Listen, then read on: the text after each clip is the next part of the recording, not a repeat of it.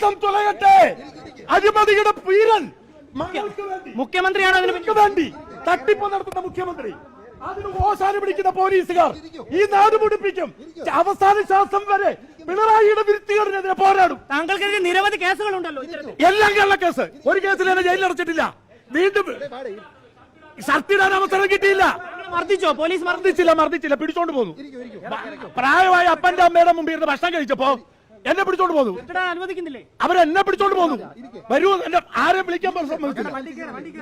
അപ്പൊ വീണ്ടും ജനാധിപത്യം സംരക്ഷിക്കാൻ ഞാൻ ജയിലിലേക്ക് പോകുന്നു. സിന്ദാബാദ് പിണറായി സന്ദ്രകട്ടെ. വെറുതെ അങ്ങനെ അടിച്ചു വിടുകയാണ്. പുള്ളിക്കെതിരെ വന്ന എല്ലാം കള്ളക്കേസ്, എല്ലാം പിണറായി പടച്ചു വിടുന്ന ഒരു കേസ്. ഇപ്പോൾ പിണറായി വിജയൻ ഇദ്ദേഹത്തിനോട് എന്തെങ്കിലും സൗന്ദര്യപ്പണക്കം ഉണ്ടോ എന്നുള്ളത് സാധാരണക്കാരായിട്ടുള്ള എന്നെ പോലുള്ള ജനങ്ങൾക്ക് അറിയേണ്ട കാര്യമൊന്നുമില്ല. അതേപോലെ തന്നെ പോലീസിന്റെ ഒരു പ്രഹസനങ്ങളുടെ കാര്യം നമ്മൾ അംഗീകരിക്കുന്നുണ്ട് എന്നുണ്ടെങ്കിലും എല്ലാ കേസും കള്ളക്കേസാണ്, തന്നെ ജയിലിടാൻ പറ്റുന്ന തെറ്റൊന്നും താൻ ചെയ്തിട്ടില്ല ഇങ്ങനെ ഉറക്കെ വിളിച്ചു പറയുന്ന ഇയാൾ ചെയ്യുന്ന എന്താണ്? എന്തെങ്കിലും ഒരു വാർത്തയുടെ അടിസ്ഥാനത്തിൽ, ഊഹാപോഹങ്ങളുടെ അടിസ്ഥാനത്തിൽ ചുമ്മാ ഇരുന്നിട്ട് അങ്ങ് അപരാധം പറയുകയാണ്. എനിക്ക് തന്നെ നേരിട്ടറിയാവുന്ന എത്രയോ ആളുകളുടെ ജീവിതത്തിൽ ഇയാൾ ഈ വാർത്തകൾ കൊണ്ട് ബുദ്ധിമുട്ടുണ്ടാക്കിയിട്ടുണ്ട്. പക്ഷേ ഇയാൾക്കെതിരെ കേസെടുക്കാൻ പറ്റാത്ത ഒരു സാഹചര്യം ഇയാൾ ബോധപൂർവ്വം സൃഷ്ടിച്ചു വെച്ചിട്ടുണ്ട്. അതൊരു കൈൻഡ് ഓഫ് മാനിപ്പുലേഷൻ ആണ്. ഇയാൾക്ക് എന്നെ വൃത്തിയോട് വേണേലും കാണിക്കാം. ഇയാൾ എന്ത് വൃത്തിയോട് കാണിച്ചിട്ട് കേസെടുത്താൽ അപ്പം തന്നെ ഇയാൾ അവിടെ നിന്നിട്ട് എന്തോ സ്വാതന്ത്ര്യ സമര സേനാനിയോട് കാണിക്കുന്ന സർക്കാരിന്റെ മോശമായിട്ടുള്ള പ്രവർത്തനം പോലെയൊക്കെ ഇതിനെ അങ്ങ് വ്യാഖ്യാനിച്ചിട്ട് മുദ്രാവാക്യമൊക്കെ അങ്ങ് വിളിച്ചു കളയും. എന്ത് വൃത്തിയോട് വേണമെങ്കിലും ഇയാൾക്ക് കാണിക്കാം. നിങ്ങളൊരു ബിസിനസ് ചെയ്യുന്ന ആളാണ്, നിങ്ങൾ വെറുതെ നടന്നു പോകുന്ന ഒരാളാണ്, നിങ്ങളൊരു മുസ്ലിമാണ്,